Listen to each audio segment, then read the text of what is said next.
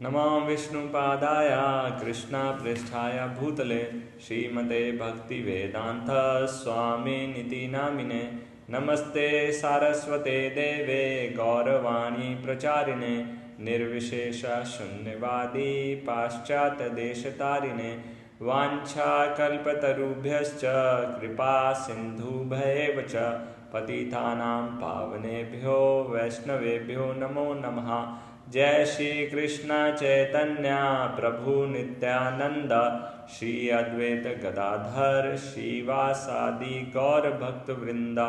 हरे कृष्णा कृष्णा कृष्णा हरे हरे, हरे राम राम राम हरे हरे।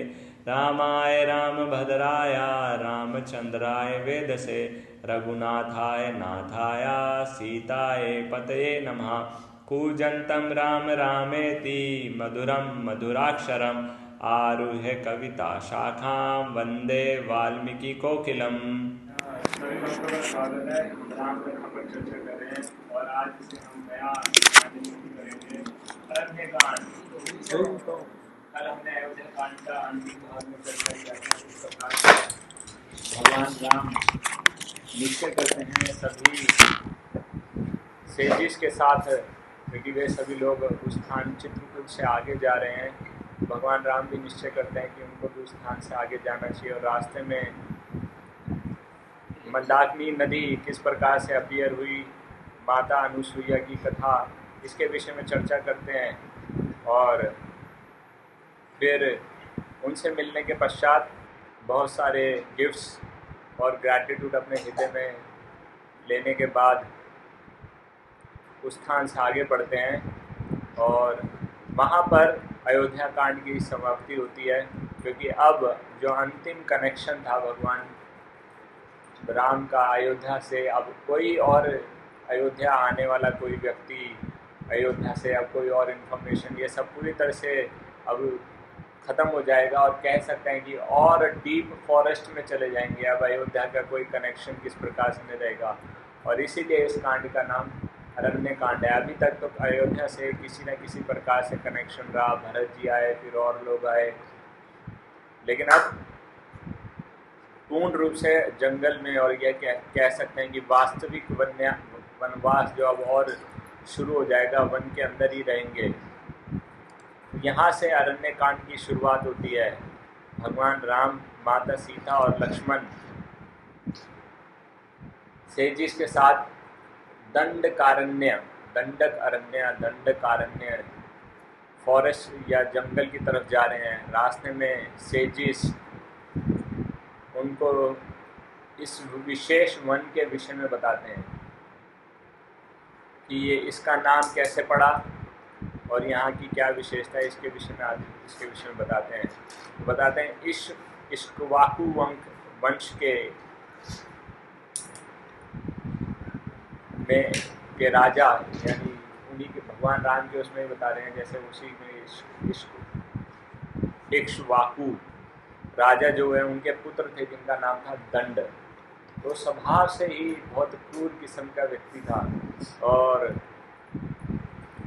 उसकी इच्छा थी पूरे राज्य को हड़पने के लिए और सबके ऊपर अपना अधिकार जमाने के लिए। और इसीलिए उसका ऐसा स्वभाव बताया गया कि जानवरों का शिकार करना या कभी कभी लोगों का भी शिकार करना उसकी आदत सी थी और लोगों को तरह तरह से परेशान करना, ये एक प्रकार से उसका शौक़ था। तो उसकी जब ऐसे गलत आदतों को देखा गया, दुर्व्यवहार को देखा गया और उसके हृदय में दुर्भावना को देखा गया, तो महाराज इक्ष्वाकु ने उसका बहिष्कार कर दिया और उसको निकाल दिया। हालांकि पिता के द्वारा निकाला तो गया, लेकिन वह विचार करने लगा कि ये उसके लिए एक तरह से अच्छा ही हुआ। किस प्रकार से? क्योंकि वो विंध्यास की पर्वतों की श्रेणी में जाकर मधुमन नामक राज्य उसने स्थापित कर दिया और अब उस पर पूरा अधिकार था। किसी प्रकार की कोई रोक टोक नहीं थी, उसके ऊपर भी कोई व्यक्ति नहीं था जो उसको करेक्ट करे, कोई उसको डायरेक्शन देने वाला, कोई सलाह देने वाला। तो डीमंस को क्या चाहिए होता है? इंडिपेंडेंस। तो ये उसके पास भरपूर था, इंडिपेंडेंस, किसी की सुनना नहीं। डीमंस का यही होता है कि मेरी बात सब माने और मैं किसी की बात नहीं मानूँ। तो ये उसका बिल्कुल बढ़िया, अब उसको सब कुछ यहाँ पर मिल गया और एक तरीके से वो सोचता था कि अच्छा ही हुआ, चलो चलो अच्छा ही हुआ कि अब सब कुछ मेरा है, किसी की कोई रोक टोक नहीं, कोई डिस्टर्बेंस करने वाला नहीं, कोई उंगली उठाने वाला नहीं। और वह यह विचार करता था। और उसमें सबसे अच्छी बात उसको क्या वहाँ पर प्राप्त हुई कि वहाँ पर उसको शुक्राचार्य का संग प्राप्त हो गया। शुक्राचार्य जो कि असुरों के गुरु थे और उनकी छत्र छाया में रहने लगा, उनसे ज्ञान प्राप्त करने लगा और उनसे सलाह मशवरा लेने लगा। अब शुक्राचार्य जो कि इतने शक्तिशाली थे कि वो राक्षसों को भी अपने आदेश पर नचा सकते थे, इतनी उनके पावर थी और राक्षस भी उनकी बात मानते थे। अब इसने उनके साथ उनकी छत्र छाया में आ गया तो अब राक्षसों से भी दोस्ती हो गई। तो एक तरह से उसका किंगडम बहुत फैल गया। एक दिन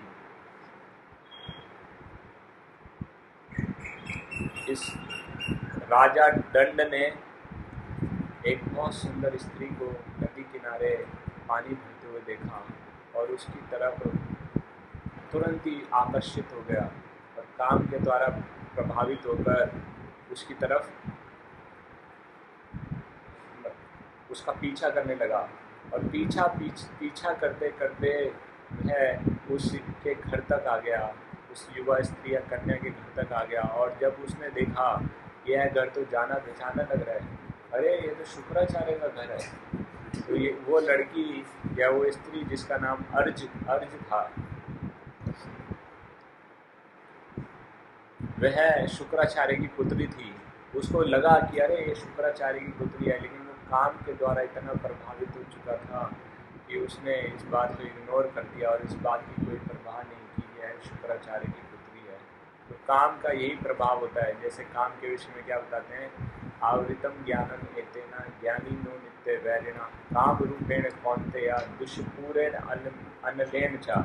तो ज्ञानियों का भी नित्य वैरी है जो कि ज्ञानियों के भी ज्ञान को ढक लेता है। काम के विषय में ये बताया जाता है और ये फिर भक्ति अग्नि के समान जलता है। तो दंड तो था ही दुष्ट, वो तो था ही आसुरिक प्रवृत्ति का, वो तो था ही क्रूर, तो उसके लिए बहुत बड़ी बात नहीं थी। और वो अब काम के द्वारा इतना प्रभावित हो गया था कि उसके पीछे पीछे उसके घर में चला गया और जबरदस्ती उसके साथ संबंध बनाए। बेचारी बहुत तड़पी रोई, अपने पिताजी को बुलाने का प्रयास किया लेकिन उस समय पर आ नहीं पाए। और उसके बाद वह ऐसी अवस्था में शुक्राचार्य जी से जब मिली, शुक्राचार्य उसकी ऐसी दयनीय हालत को देखकर बहुत दुखी हुए, बहुत क्रोधित हुए।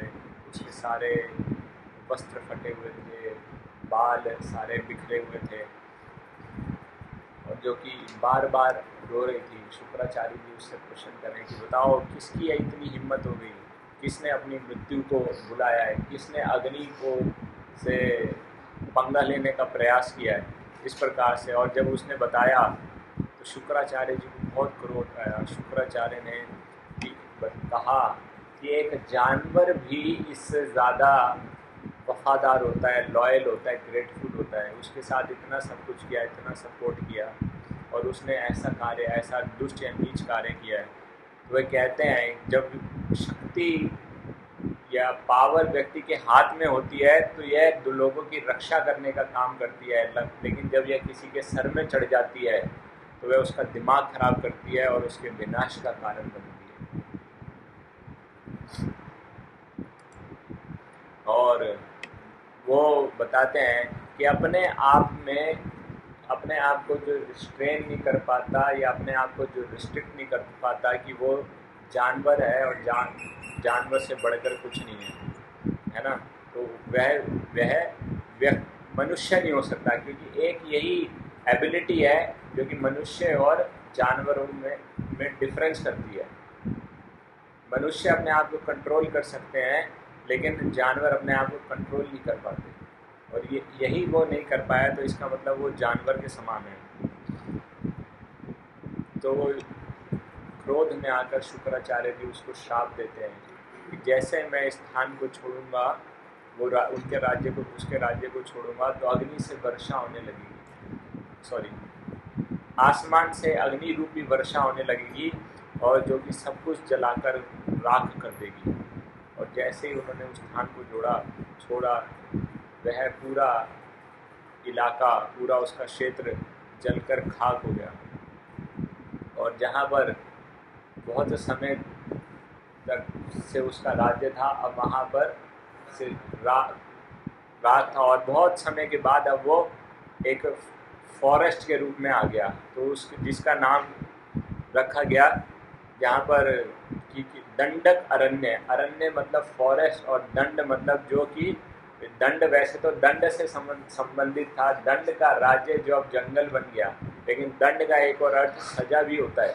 तो यानी कि सजा के परिणाम के कारण जो जंगल की उत्पत्ति हुई है वह दंडक अरण्य है। और वहाँ से जो लोग वहाँ पर रहते थे, जब जंगल में आग लग गई, राज्य में आग लग गई, तो वो स्थान छोड़कर वहाँ से कुछ दक्षिण दिशा में जन स्थान पर चले गए।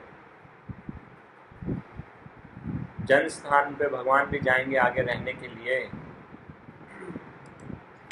और बहुत लंबे सालों के बाद, बहुत लंबे समय के बाद ये दंडक अरण्य तपस्या का स्थान बन गया। आगे अपनी बात को कंटिन्यू करते हैं कि एक बार इस स्थान पर बहुत ज़्यादा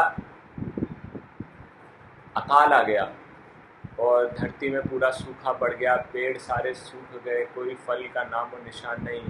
और जब ऐसी स्थिति हो गई तो ऋषि मुनियों ने, साधु संतों ने उस स्थान को छोड़ दिया और सब लोग कुछ दूरी पर गौतम मुनि का आश्रम था, गौतम मुनि के आश्रम में जाकर रहने लगे।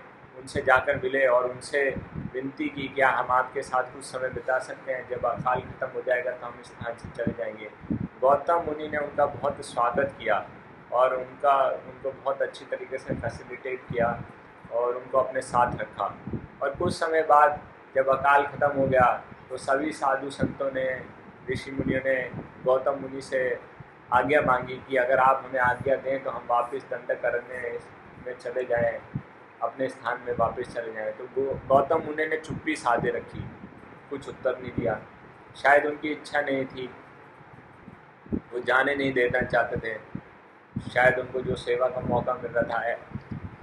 और कई बार ऋषि मुनियों ने पूछने का प्रयास किया कि क्या हम चले जाएं, क्या हम चले जाएं। हर बार वो चुप रह जाते थे और कुछ जवाब नहीं देते थे।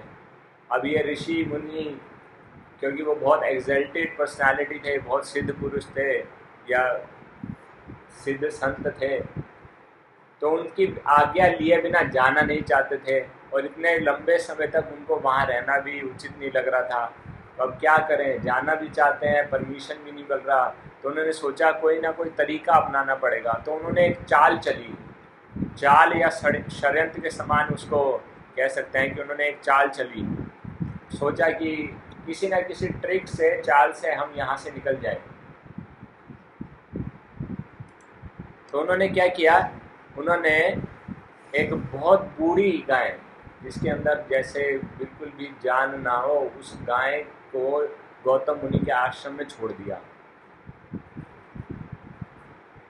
और गौतम मुनि ने जब देखा कि आश्रम के अंदर आ गई है और जो ऐसे पौधों को खा रही है, जो पौधे मेरे को भगवान की सेवा के लिए जिनका इस्तेमाल करना है, जो पूजा के लिए इस्तेमाल करना है, तो वो गए उसको भगाने के लिए। और जैसे हल्का सा स्पर्श करते हैं कि चल चल, ऐसे तो हल्का सा उन्होंने गाय को स्पर्श किया उसको भगाने के लिए। और उनका स्पर्श मात्र से ही वो बूढ़ी सी गाय थी, वो गिर गई और मर गई। बड़ा हल्का सा स्पर्श करने मात्र से ही ऐसा हो गया। और जो सारे वहाँ पर ऋषि मुनि थे वो तो इसी मौके का इंतजार कर रहे थे, वो छुपे हुए थे, एकदम से बाहर निकले और गौतम मुनि पर इल्जाम लगाने लगे कि आपने एक गाय का वध किया है, आपने भयंकर पाप किया है, ये तो आपने बहुत बड़ा नीच कार्य कर दिया है। तो इस प्रकार से वो गौतम मुनि पर इल्जाम लगाने लगे। अब गौतम मुनि साधारण व्यक्ति तो है नहीं, तो उन्होंने तुरंत अपनी आंखें बंद की, सारा योगिक दृष्टि से उन्होंने पूरी स्थिति का पता लगा लिया। अब उनको थोड़ा गुस्सा आने लगा,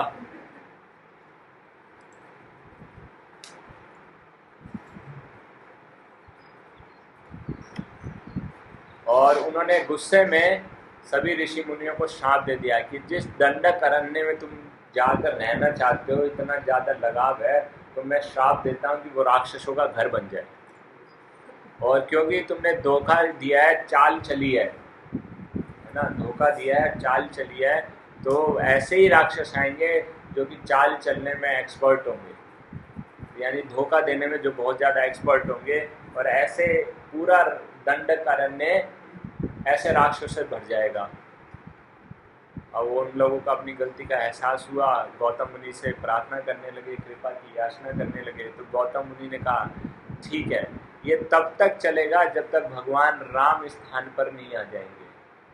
तो जब तक भगवान राम स्थान पर नहीं आते तब तक तो आप ये को सहना ही पड़ेगा। तो उसके बाद वो स्थान से चले गए, और तब से उस स्थान में सेजिस भी रहते थे, यानी ऋषि मुनि भी रहते थे, और साथ में राक्षस भी रहते थे। तो दोनों एक साथ रहते थे, तो वो बोलते को एग्जिस्ट करने लगे एक साथ। लेकिन अभी साधुओं के डीमंस भी वहाँ पर रहने लगे, राक्षस इत्यादि रहने लगे। तो साधुओं का पहले जो गोल होता था, क्या होता था, सेल्फ परफेक्शन, यानी सिद्धि प्राप्त करना। अब उनका सेल्फ परफेक्शन गोल ना होकर सेल्फ प्रिजर्वेशन या सेल्फ प्रोटेक्शन हो गया।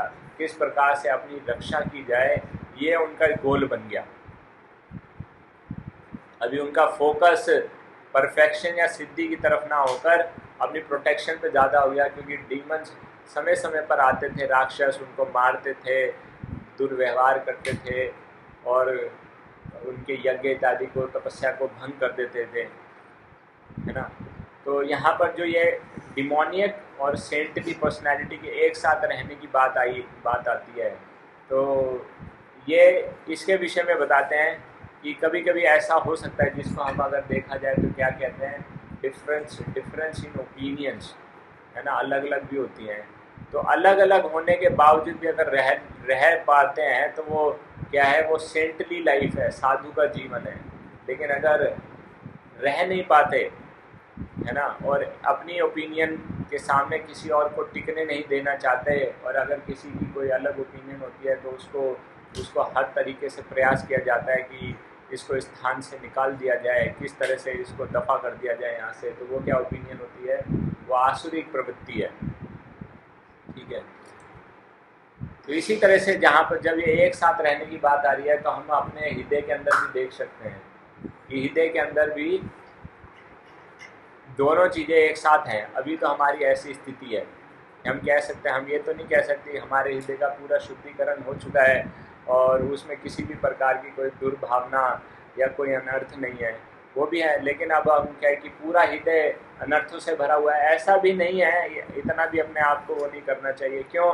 एटलीस्ट भक्ति करने की इच्छा है, भक्ति करने का प्रयास कर रहे हैं, भक्ति करने के मार्ग पर अग्रसर होने का प्रयास कर रहे हैं, शुद्ध होने के लिए भक्तों का संग करते हैं, चैंटिंग करते हैं इत्यादि।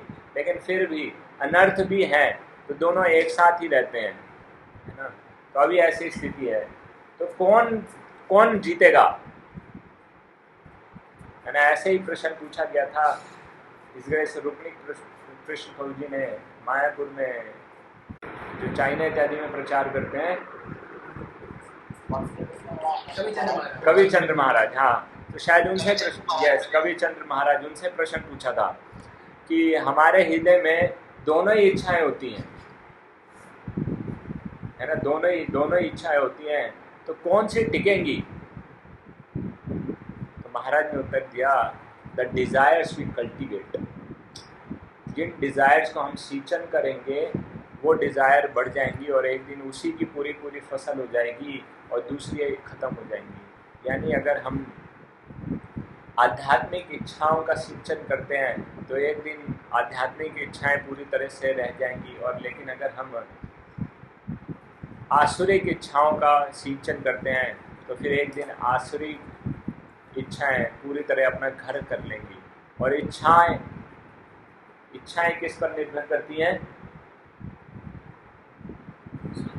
संग पर निर्भर रहती है, एसोसिएशन पे। संगा संजायते कामहा। तो इसीलिए अगर हम आसुरिक डिजायर से बचना चाहते हैं और आध्यात्मिक इच्छाओं को बढ़ाना चाहते हैं तो हमें अपने संग का चुनाव करना पड़ेगा, बहुत ध्यानपूर्वक, बहुत केयरफुल रहना पड़ेगा इसमें। हम इसमें किसी भी प्रकार की असावधानी नहीं बरत सकते। सावधानी हटी और दुर्घटना घटी, है ना। तो कोई भी कभी कभी, और वो बोलते हैं कभी छोटी सी भी इच्छा आएगी तो उससे भी पूरा जीवन में परिवर्तन हो सकता है। तो इसलिए इनसे हमको बचकर रहने का प्रयास करना चाहिए। अभी तो ऐसी स्थिति है कि हमारे हृदय के अंदर दोनों है, लेकिन अगर हम सही तरह से संग करते हैं तो फिर आध्यात्मिक इच्छाएं पूरी तरह से रह सकती हैं वहाँ पर। तो इसके बाद वे आगे बढ़ गए और इस दंडकारण्य की हिस्ट्री के विषय में उन्हें पता चला कि किस प्रकार से, और एक स्थान पर जाकर वे रुके, कुछ विश्राम इत्यादि करने लगे। अगले दिन कुछ स्थान पर रहने लगे। अभी प्रॉपर क्या स्थान पर रहना चाहिए इसका चुनाव नहीं किया गया है, अभी ये स्थान चुना नहीं है प्रॉपर, लेकिन एक स्थान पर रुके। अगले दिन माता सीता ने देखा कि आसपास जंगल में बहुत सुंदर फूल हैं, तो उनकी इच्छा हुई कि फूलों से भगवान राम के लिए माला बनाई जाए, बहुत सुंदर फूल हैं।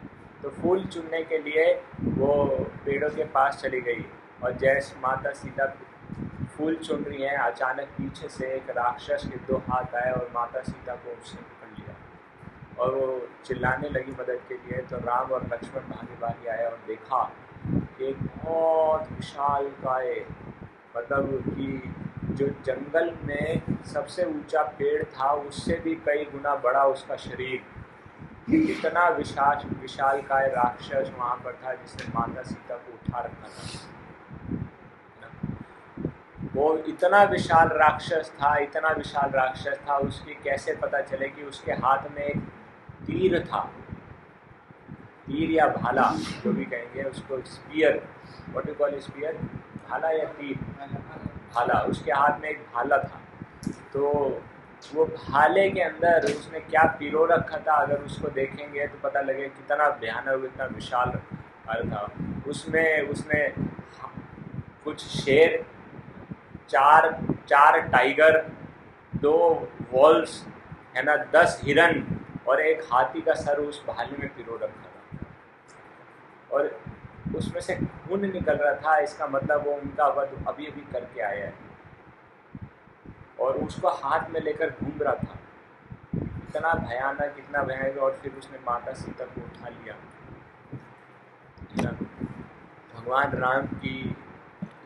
भगवान राम ने जब वो देखा कि माता सीता को उसने उठा लिया है, तो भगवान राम की आंखों से आंसू आने लगे। भगवान राम कहते हैं कि जब राज्य लक्ष्मी को मुझसे लिया गया था, यानी राज्य पाठ को दिया था, तो मेरे को मुझको थोड़ा सा भी दुख नहीं हुआ। लेकिन जब भाग्य लक्ष्मी यानी माता सीता को मुझसे दूर किया जा रहा है तो मैं दर्द बिल्कुल भी बर्दाश्त नहीं कर सकता। भगवान राम लक्ष्मण से ऐसा कह रहे हैं कि इट्स अनबियरेबल फॉर मी। भगवान लक्ष्मण जी भगवान राम को संभालते हैं, और उधर माता सीता चिल्ला रही है, मुझको बचाओ, इस राक्षस से मेरी रक्षा करो। और राम और लक्ष्मण को देखकर भगवान राम उस पर एक तीर मारते हैं। वो तीर तो ऐसे कुछ होता ही नहीं है उसके शरीर पे, वो 7 तीर एक साथ मारते हैं, उसका भी कुछ नहीं होता। तो जब ऐसे वो कुछ नहीं होता तो उनका रिएक्शन देख के जोर जोर से हंसने लगता है। राम और लक्ष्मण विचार कर रहे हैं कैसे इस राक्षस का वध किया जाए। तो अब उनसे लड़ाई करने की तैयारी के लिए वो माता सीता को नीचे रखता है। माता सीता तुरंत राम और लक्ष्मण के पास भाग कर चली जाती हैं, और अब ये भगवान राम और लक्ष्मण मिलकर अपनी तलवार निकालते हैं और उसको मारने के लिए विचार करते हैं, और उसकी तरफ बढ़ते हैं आगे अपनी तलवार निकाल के। बाणों से तो कुछ प्रहार होना नहीं, तलवारों से इसको मारा जाए। जैसे ही उसके पास पहुंचते हैं, अपने दोनों हाथों को बढ़ाकर और राम और लक्ष्मण को उठा लेता है और माता सीता देखकर डर जाती हैं और डर भी गई हैं, साथ में थोड़ा सा कंफ्यूज हो गई हैं, क्योंकि उनको उठाकर वो उस स्थान से दूर भागने लगता है और तुरंत माता सीता चिल्ला रही हैं, तुरंत उनकी आंखों से ओझल हो जाता है। तो ये भगवान राम का भी एक वो है कि माता सीता के सामने किसी का वध नहीं करना है, क्योंकि माता के आगे किसी जीव का वध नहीं किया। ऐसा पूरा रामायण में यही वर्णन है, किसी भी डीमन का वर्णन वध नहीं किया भगवान राम ने माता के आगे। उस स्थान से चलने के बाद, उस स्थान से वहाँ जाने के बाद, है ना, मैं उनको हाथ में लेकर और उनके इस अजीब से वेश को देखकर विराट, उस राक्षस का नाम विराट, कहता है कि मेरा नाम विराट है, वीराट। तो वी का मतलब विदाउट और राधा का मतलब प्रेम। तो जिसके जीवन में किसी भी प्रकार का कोई प्रेम नहीं है वो कहलाता है विराट। तो राम की ऐसी, मतलब राम और लक्ष्मण के अपीयरेंस को देखकर, कैसा अपीयरेंस है? साधुओं का अपीयरेंस है और हाथ में तलवार है, बाण है, धनुष बाण है। तो कहता है कि ये धोखाधड़ी का जीवन तुम जी रहे हो। ये क्या जीवन है? ये धोखाधड़ी का जीवन है। ये आपका अपीयरेंस आपके एक्शन से मैच नहीं करता, है ना। जबकि अगर देखा जाए, और वो क्या कहता है कि मेरे को ऐसे धोखेबाज ये ऐसे धोखेबाजों से बहुत मैं नफरत करता हूँ, और ऐसे धोखेबाजों को, या ऐसे वो यहाँ पर वो लिखे हैं ऐसे धोखेबाज प्लास्टिक सेंट, प्लास्टिक सेंट मतलब वही दिखे कुछ और हो कुछ और, वास्तव में ऐसे को मैं तुरंत समाप्त कर देता हूँ। ठीक है, कि तुम्हारे अपीयरेंस से तुम शांति का संदेश देते हो, तुम्हारे बाणों से तुम अत्याचार की बात करते हो, और जबकि क्या देखा जाएगा, कौन किसको एक्यूज कर रहा है, कौन व्यक्ति है दूसरे व्यक्ति को एक्यूज करने के लिए, उसके अंदर कुछ क्वालिफिकेशन है, उसके अंदर कोई क्वालिफिकेशन खुद नहीं है ना। जब हिपोक्रेसी की बात की जाती है, अपीयरेंस और एक्शन से ज़्यादा महत्वपूर्ण है ये देखा जाए एक्शन और इंटेंशन क्या है। विराट की अपनी इंटेंशन उन लोगों को मारने की है, बिना कितने निर्जीव प्राणियों का वध कर दिया उसने, और बिना किसी कोई उसको छेड़छाड़ किए माता सीता को पकड़ने के लिए आ गया, उनको पकड़ लिया। तो उसकी अपनी इंटेंशंस और उसके अपने एक्शंस, उसकी अपनी हिपोक्रेसी या धोखाधड़ी का सबूत दे रहे हैं। लेकिन जनरली ऐसे ही देखा जाता है, ऐसे कहा जाता है ना, उल्टा चोर कोतवाल को डांटे। तो जो व्यक्ति खुद धोखेबाज होता है, खुद हिपोक्रेट होता है, वो दूसरे को आसानी से कह देता है। लेकिन हिपोक्रेसी का उल्टा क्या है? स्ट्रेट फॉरवर्डनेस या सिंप्लिसिटी, है ना। और सिंप्लिसिटी की अगर हम चर्चा करते हैं तो सिंप्लिसिटी का अर्थ क्या है? सिंप्लिसिटी मतलब इंटेंशंस और एक्शंस में कोई भेद नहीं होना, दोनों एक समान। अब विराट उनसे कहता है कि मैं तुरंत तुमको समाप्त कर दूंगा, तुम मुझको जानते नहीं हो, है ना, कि मेरे अंदर 25,000 हाथियों का बल है, ठीक है, और ये तुम्हारे छोटे एरो मुझको क्या मारेंगे तुम, है ना। और अभी वो अपनी इस प्रकार से भगवान राम और लक्ष्मण को उठाकर आगे जा रहा है। तो अभी फिर उनके हाथ में वो तलवार है, भगवान राम एक दूसरे को इशारा करते हैं, और इसी बीच में वो अपनी शक्ति से, पूरी शक्ति से उसके दोनों हाथ कंधों से अलग कर देते हैं, पूरा एक प्रहार करते हैं। एक साइड से भगवान राम और दूसरी साइड से भगवान लक्ष्मण, और उसके दोनों हाथ कट जाते हैं और वो दोनों नीचे आ जाते हैं, और विराट धड़ाम से नीचे गिरता है। और फिर दूसरे प्रहार में भगवान राम और लक्ष्मण उसकी घुटने काट देते हैं। तो अब वो नीचे गिर गया धड़ाम से, लेकिन अभी भी बाज नहीं आया। दुष्ट धूत लोग जो होते हैं ना, तो अपने शरीर के बल से वो भगवान राम और लक्ष्मण को दबाने का प्रयास कर रहे हैं, लेकिन वह उस प्रयास में सफल नहीं हो पाता, तब भगवान राम सोचते हैं कि ऐसे बाज नहीं आएगा, तो अपने पाँव से उसकी गर्दन को पूरा दबा देते हैं, उसकी गर्दन को दबा देते हैं और लक्ष्मण को कहते हैं कि तुम गड्ढा खोदो, इसको जिंदा ही गाड़ देते हैं। तो लक्ष्मण उधर गड्ढा खोद रहे हैं और भगवान राम ने अपने पाँव से उसकी गर्दन को दबा रखा है। और इस स्थिति में आने के बाद अब विराट का रूप बदल गया, मतलब रूप, उसके हाव भाव सारे बदल गए, रूप अभी नहीं बदला है। ठीक है, तो अब उसके चेहरे पर किसी भी प्रकार का कोई गुस्सा नहीं है, उसके चेहरे पे किसी भी प्रकार की कोई ईर्ष्या नहीं है, उसके चेहरे में किसी भी प्रकार का कोई द्वेष भावना नहीं है। अब उसका चेहरा बिल्कुल शांत नज़र आ रहा है। उसकी आंखें अब जिस प्रकार से योगा मेडिटेशन में बंद होती हैं, उसकी आंखें अब वैसे बंद हैं, और उसके होंठ जिस प्रकार से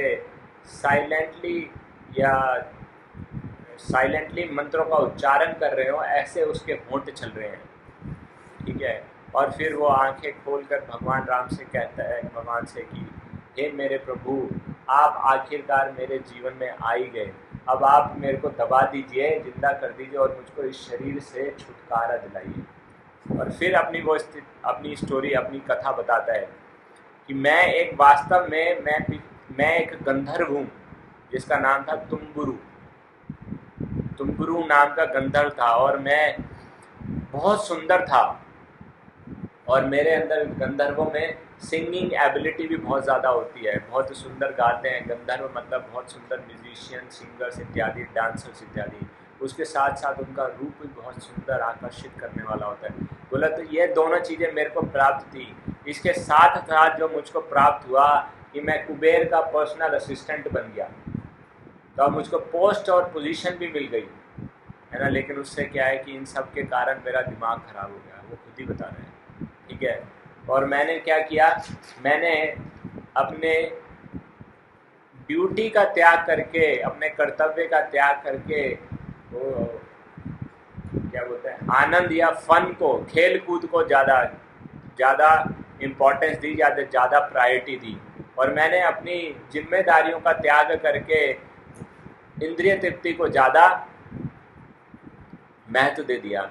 तो फिर आगे बताते हैं कि एक बार मुझे एक बहुत इम्पोर्टेंट टास्क, एक बहुत इम्पोर्टेंट असाइनमेंट, एक बहुत इम्पोर्टेंट प्रोजेक्ट या एक बहुत इम्पोर्टेंट सेवा दी गई कुबेर के द्वारा। तो मैं वो सेवा कर रहा था। जब यह सेवा करने के लिए जा रहा था तो रास्ते में मैंने रंभा को देखा, जो कि हेवनली प्लैनेट्स की बहुत सुंदर स्त्री है। उसके द्वारा आकर्षित होकर मैं अपनी सेवा को भूल गया, अपने प्रोजेक्ट को भूल गया, अपनी रिस्पॉन्सिबिलिटी को भूल गया, और मैं वो काम करने में देरी हो गई। जब कुबेर को इस बात का पता चला कि मैंने इस प्रकार से देरी कर दिया है, तो उन्होंने मुझको श्राप दे दिया। उन्होंने मुझको श्राप दिया क्योंकि मैं डिसिप्लिन से नफरत करता हूँ। उन्होंने मुझको कहा क्योंकि मैं डिसिप्लिन से नफरत करता हूँ, इसीलिए इसका मतलब है कि मैं भगवान के द्वारा बनाए गए नियमों से नफरत करता हूँ। डिसिप्लिन मतलब टाइम पर सेवा पूरा करना, पंक्चुअलिटी का ध्यान रखना, है ना। और इसका क्या मतलब है, क्योंकि मैं भगवान के बनाए हुए नियमों से नफरत करता हूँ। तो उसने कहा ठीक है, क्योंकि आप भगवान के बनाए हुए नियमों का पालन नहीं करना चाहते, तो मैं तुमको पूरी लिबर्टी देता हूँ, तुमको पूरी फ्रीडम देता हूँ, जितने नियम भंग करने हैं भंग कर लो।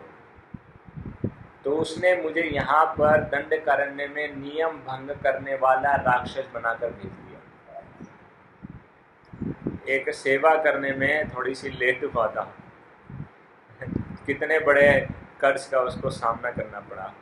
फिर मैं जब उनके पाँव पर गिरकर मैंने पश्चाताप करने लगा, तो उन्होंने बोला ये कुछ समय के लिए है, ठीक है। तो बोले तो कर्ज उनका कुछ समय के लिए, कैसे टेम्परेरी इससे है, जब इससे रिपेंटेंस आ जाएगा और मैं अपने आप को रीअलाइन कर लूँगा। तो दो पर्पस के लिए कर्ज दिया गया।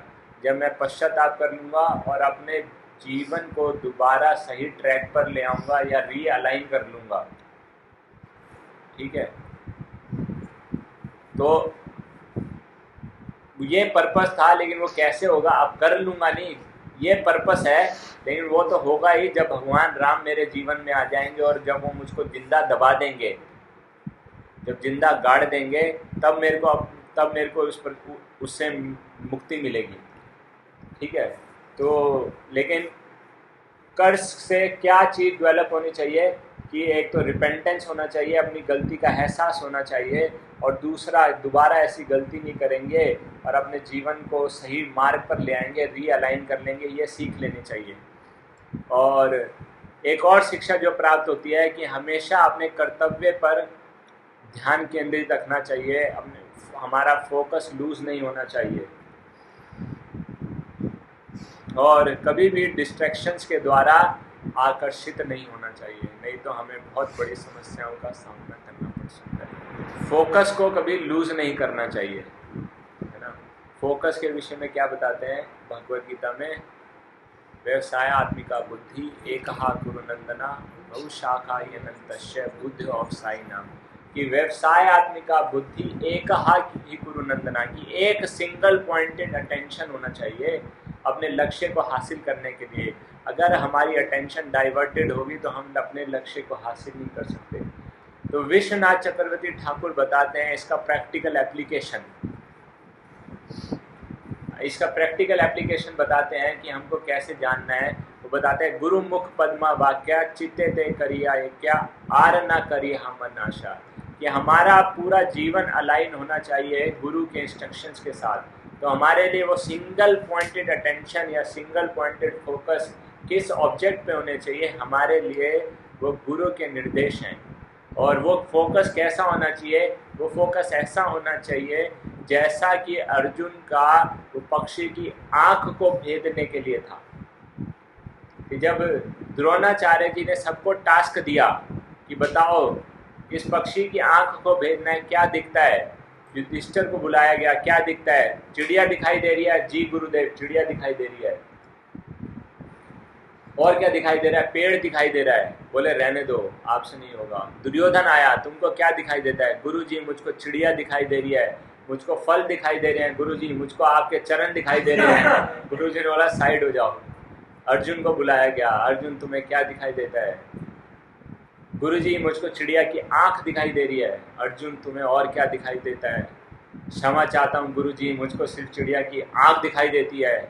अर्जुन तुम्हें फल दिखाई नहीं दे रहे हैं। मैं क्षमा चाहता हूँ गुरुजी, मुझको सिर्फ चिड़िया की आंख दिखाई दे रही है।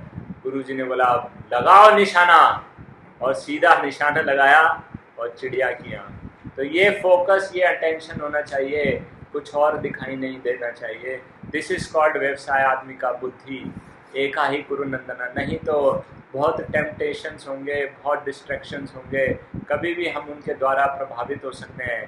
जिस प्रकार से विश्वामित्र मुनि का एग्जाम्पल देखते हैं, कभी काम के द्वारा प्रभावित हो जाएंगे, कभी क्रोध के द्वारा प्रभावित हो जाएंगे, और कभी शक्ति के द्वारा प्रभावित हो जाएंगे, कभी किसी के कारण फंस सकते हैं। काम, क्रोध, लोभ, मोह, सरे कभी ना कभी कुछ ना कुछ होता ही रहेगा। इसलिए अपना फोकस, अपना अटेंशन कभी डाइवर्ट नहीं होने देना चाहिए, गोल को कभी नहीं भूलना चाहिए। और हमारे लिए गोल गुरु की आज्ञा, यह ऐसा विश्वनाथ चक्रवर्ती ठाकुर 2.41 के कमेंट्री में विश्वनाथ चक्रवर्ती ठाकुर बताते हैं। इसके बाद भगवान राम और लक्ष्मण ने तुम्बुरु को दबा दिया, और तब यानी विराट को दबा दिया, और तब तुम्बुरु का बहुत सुंदर गंधर्व वाला रूप वहां से निकल के आया। और ऐसा लगता नहीं था इतने भयानक राक्षस में से इतना सुंदर व्यक्तित्व निकल कर आएगा। तुम्बुरु ने बाहर आते ही भगवान राम को प्रणाम किया और कृतज्ञता का भाव प्रकट किया, और उनसे वायदा किया कि आज के बाद अपनी जिम्मेदारियों को कभी नेग्लेक्ट नहीं करूँगा। यानी कि रिपेंट के बाद रिजॉल्व करना बहुत ज़्यादा ज़रूरी है। रिपेंट करने का फ़ायदा तभी होता है जब हम रिजॉल्व कर लेते हैं, वाव कर लेते हैं, वाव लेते हैं कि दोबारा से ऐसी गलती नहीं करेंगे। सिर्फ पश्चाताप करने से उतना उचित नहीं है। पश्चाताप करने के लिए लोग चर्च में जाते हैं और हर संडे को कन्फेस करके आते हैं, लेकिन दोबारा से वही करते हैं क्योंकि रिजॉल्व नहीं करते कि दोबारा ऐसी गलती नहीं करूँगा, आइंदा ऐसा नहीं करूँगा। लेकिन ये बहुत आवश्यक है। और अभी मैं सुन रहा था तो वहाँ पे बताया ये वॉव या रिजॉल्व लेना ये अपने आप में सफिशिएंट नहीं है।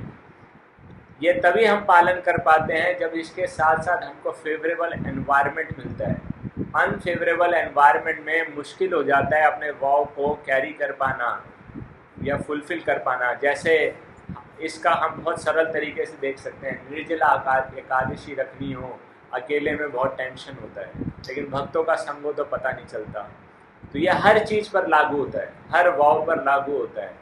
तो अगर हमारा एनवायरनमेंट अगेंस्ट है, फेवरेबल नहीं है, कंड्यूसिव नहीं है या बहुत अगेंस्ट है, तो बहुत मुश्किल होगा अपने वॉव्स को। इसीलिए हमको एनवायरनमेंट का चुनाव भी बहुत सावधानी से करना चाहिए अगर हम अपने वॉव्स को अच्छी तरह से पालन करना चाहते हैं। अगर एनवायरनमेंट फेवरेबल नहीं है तो हो सकता है कि हम अपने वॉव से भटक जाएं। और एनवायरनमेंट का चुनाव हमारे हाथ में है। एनवायरनमेंट कैसे बनता है? लोगों के संग से बनता है। तो अंत में बात वही आ जाती है, सत्संग का चुनाव करना और कुसंग का त्याग करना।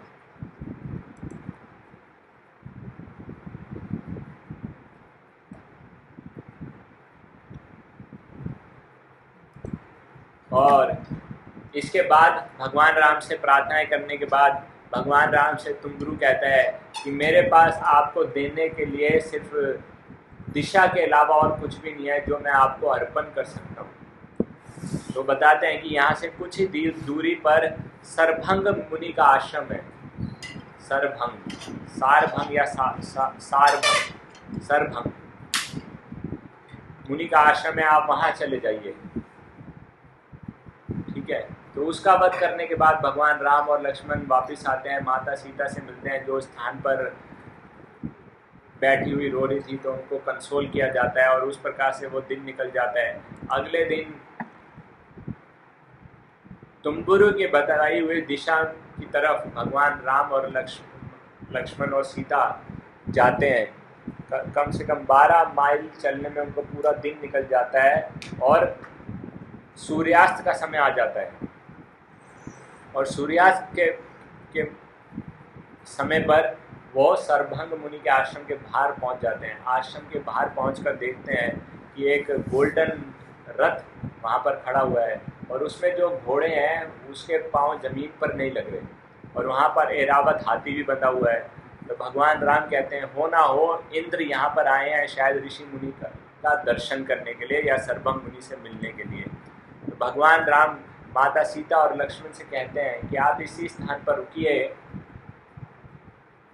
मैं ऋषि से मिलकर आता हूँ।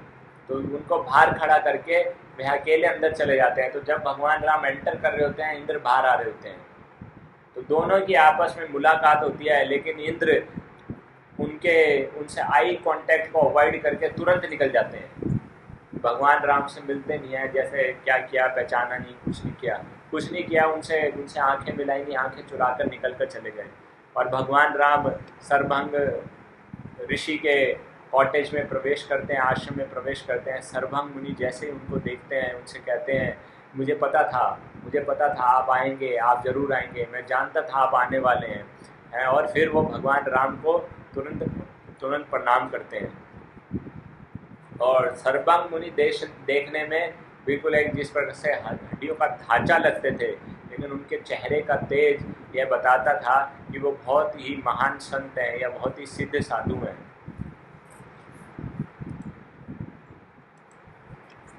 सरभंग मुनि फिर इंद्र के आने का पर्पस बताते हैं। बोलते हैं इंद्र मुझको अपने साथ ब्रह्मलोक तक ले जाने के लिए आया था, कि उसने कहा कि वो मेरी तपस्या से बहुत ज़्यादा प्रसन्न है। ये स्वर्ण का रथ लेकर आया है और दिव्य घोड़े जिसमें जुटे हुए हैं, और वह मुझको ब्रह्मलोक तक ले जाना चाहता है, लेकिन मैंने उसकी रिक्वेस्ट को मना कर दिया। बोले मेरे को ये इस भौतिक टेम्परेरी जगत में कुछ नहीं चाहिए, मुझको तो अब ऐसा स्थान चाहिए जो ब्रह्मलोक से भी ऊंचा है और जो टेम्परेरी ना हो। यानी कि अब भगवत धाम ही वापस जाना है, आध्यात्मिक जगत में जाना है, मुझको इस भौतिक जगत की कोई इच्छा नहीं है।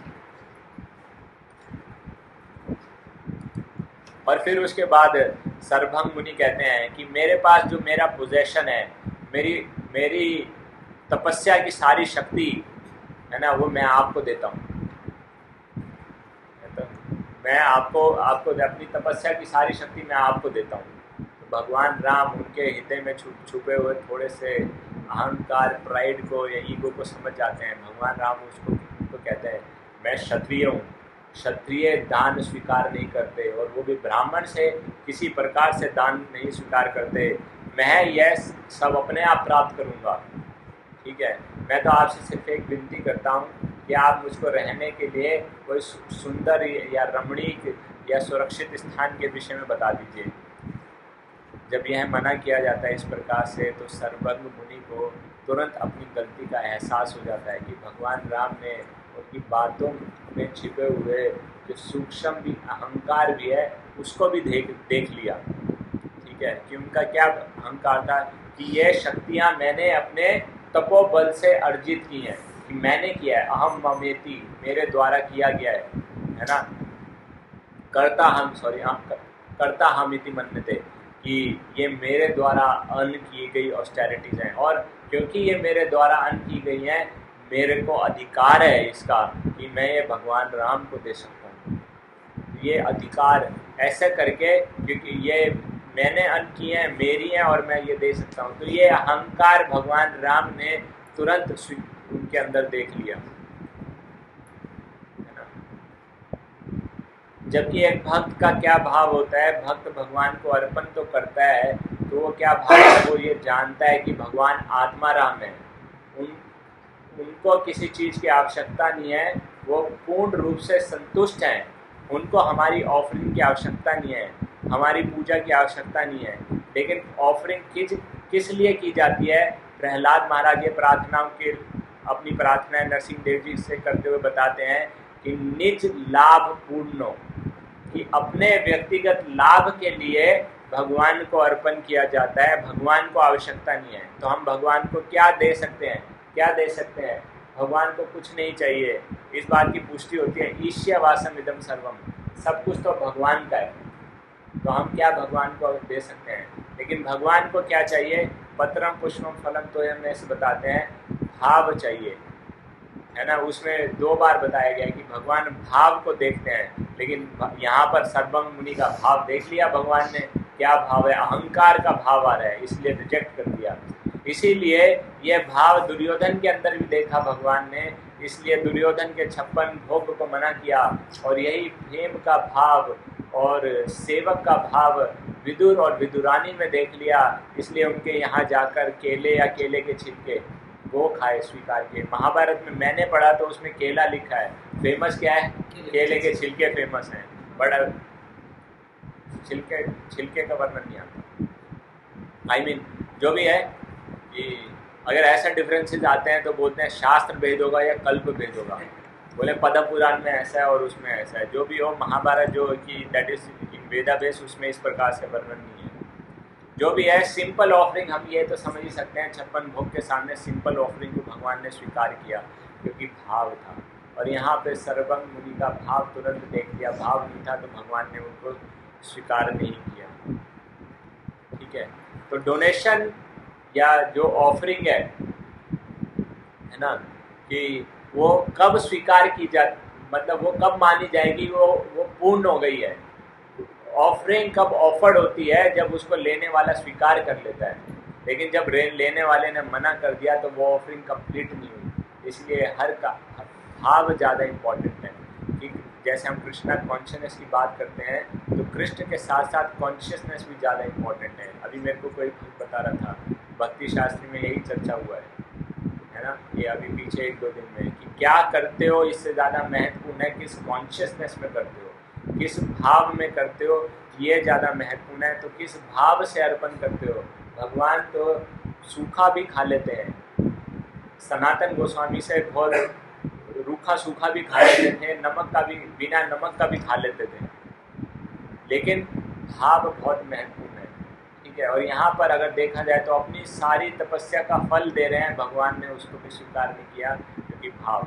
इसलिए भाव को कल्टीवेट करने का प्रयास करना चाहिए। ठीक है, तो डोनेशन डिपेंड्स ऑन इंटेंशन, ये हमको जानना चाहिए।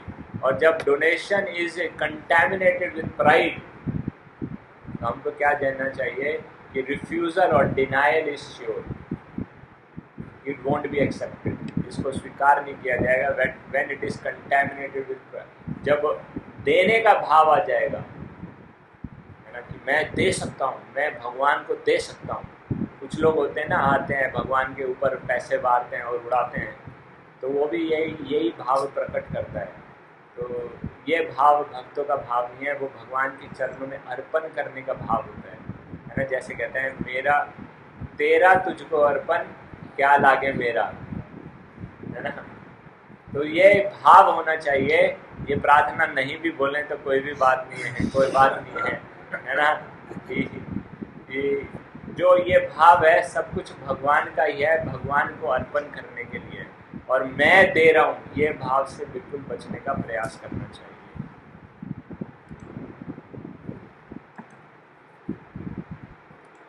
और तब तक माता सीता और लक्ष्मण ने भी अंदर आकर वो उनको ज्वाइन कर लिया, और तब पूरी रात सरभंग मुनि ने जो भी उनके पास सारा ज्ञान था वो उनसे शेयर करके बिताई। और अगले दिन मतलब भगवान राम के संग में बिताई जो भी उनके पास ज्ञान था। अगले दिन जब सूर्य उदय हुआ तो आंखों में अश्रु लेकर उन्होंने कहा कि आपका संग प्राप्त करके मेरे को पूर्ण संतुष्टि प्राप्त हो चुकी है, और ये मेरे जीवन भर की तपस्या से कई ज़्यादा है। आपका संग करके जो मुझको लाभ प्राप्त हुआ है, आनंद प्राप्त हुआ है, वो हजारों वर्षों की तपस्या से भी कम है, या उससे भी प्राप्त नहीं किया जा सकता। ठीक है। और फिर भगवान राम से कहते हैं कि आपका आगमन, आपके आगमन से मेरा अपने गुरु में श्रद्धा और कृतज्ञता और बढ़ गई है, क्योंकि उन्होंने प्रिडिक्ट किया था, उन्होंने भविष्यवाणी की थी, एक दिन आप जरूर आएंगे। और दूसरा कि मैं आपके सामने अपने शरीर का त्याग कर पाऊँ। तो ऐसा वो कहते हैं। और फिर कहते हैं कि आपके दर्शन से मेरे को मेरा जीवन परफेक्ट हो चुका है, या हर सिद्धि मुझको प्राप्त हो चुकी है, और आपने अपनी सेवा करने का जो मुझे मौका दिया है, इससे अब मेरा जीवन व्हाट यू कॉल इमोर्टल,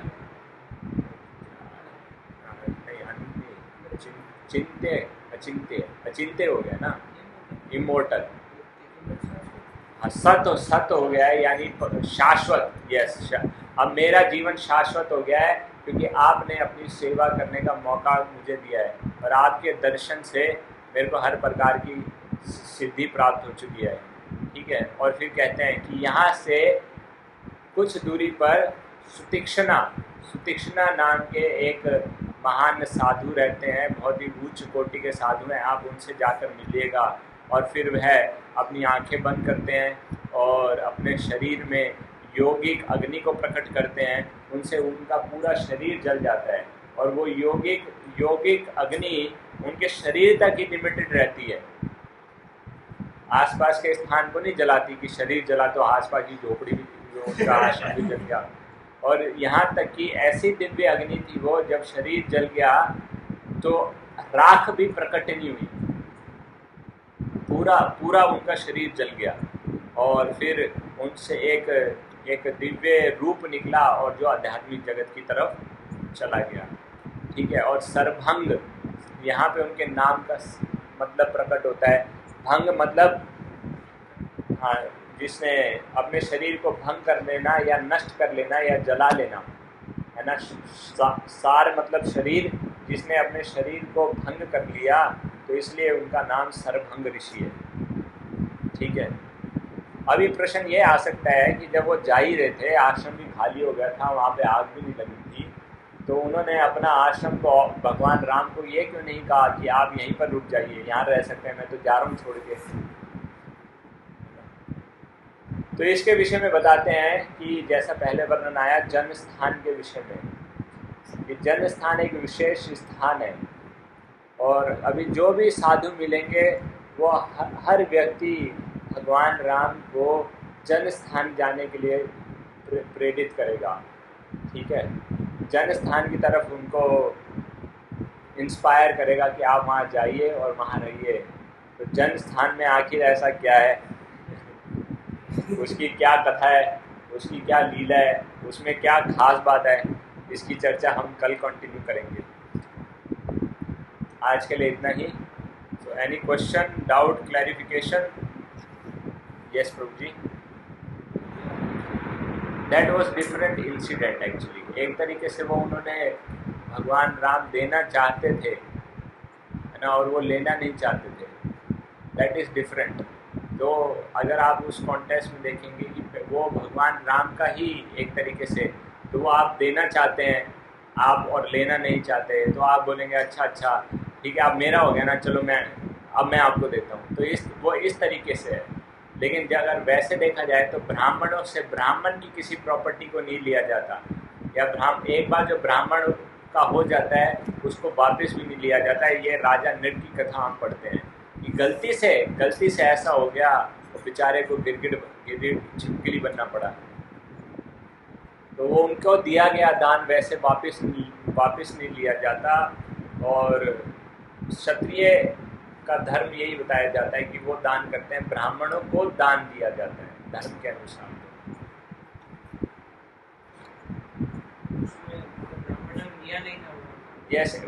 ये इसी प्रकार से ना, कोई गिफ्ट देने का प्रयास कर रहा है और हम उसको बोले हम लेना नहीं चाहते, लेकिन वो ज़्यादा जिद कर रहे हैं, अगर नहीं आपको लेना पड़ेगा, अच्छा ठीक है मैं लेता हूँ, लेकिन अब मेरा हो गया और आपको देता हूँ।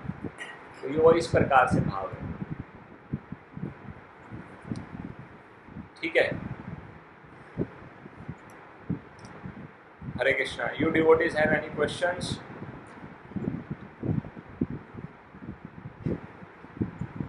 हरे कृष्णा प्रभु जी। यस प्रभु जी।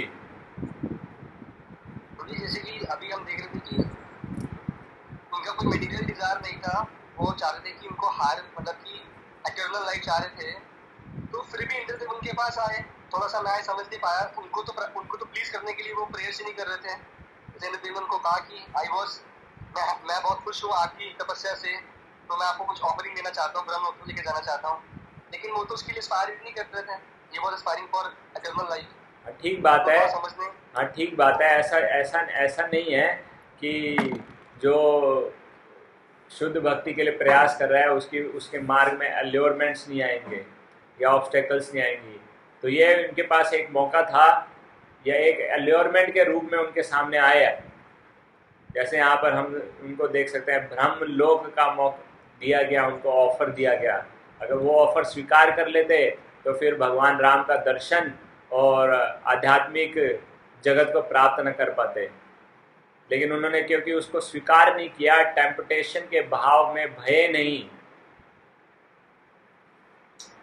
इसीलिए वो भगवान राम का दर्शन भी प्राप्त कर पाए और आध्यात्मिक जगत को भी प्राप्त कर पाए। लेकिन जो बह जाता है फिर उसको भगवान प्राप्त नहीं होते। और कभी कभी, मैं ये नहीं कह रहा हर स्थिति में, भगवान के द्वारा भी अरेंज किया जाता है चेक करने के लिए कि हाँ भाई इसके हृदय की सटल डिज़ायर्स अभी कितनी बाकी हैं, वो चेक करने के लिए। और जो उसमें द्वारा बह जाता है तो फिर वह उसके हाथ से वो मौका छूट जाता है। और ऐसा नहीं है कि किसी को नहीं आया। हर भक्त के जीवन में अगर देखेंगे, कभी किसी को काम परेशान करेगा, कभी किसी को क्रोध परेशान करेगा, कभी किसी को लालच परेशान करेगा।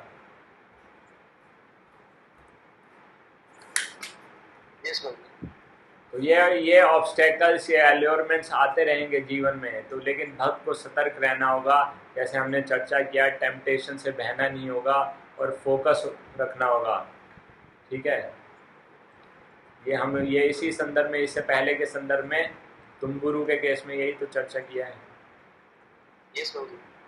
तो ये डिस्ट्रैक्शंस आएंगी, ये टेम्पटेशंस आएंगी। विशेष रूप से जो भक्ति के मार्ग में है तो भगवान देखेंगे कि कितना शुद्ध भक्ति करने की इच्छा है, या फिर इसको ये कुछ मौका दिया जाता है और उनसे वो आकर्षित हो जाता है। तो प्रलोभन दिए जाते हैं चेक करने के लिए। ठीक है।